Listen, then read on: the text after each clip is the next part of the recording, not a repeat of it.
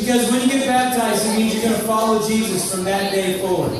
It's not the end, it's the beginning. It's when you say, I'm going to start to follow Jesus with the rest of my life. That's what it means. Because Jesus came up to the earth and He died on the cross for my sins and Taylor's sins and you. And every time we've ever done anything wrong, anytime we've ever disobeyed God, Jesus forgave us because He died on the cross for that. Okay? So we're going to pray. So Taylor, if you could repeat after me, okay? Especially if you really mean it, okay? Dear God, I believe in Jesus. I believe He died on the cross to pay for my sins. And I believe He rose again.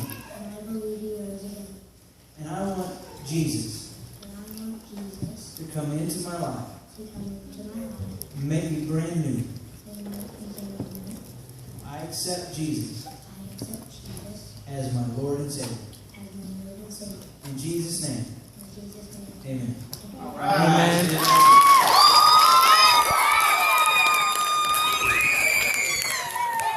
I'm going to turn it over.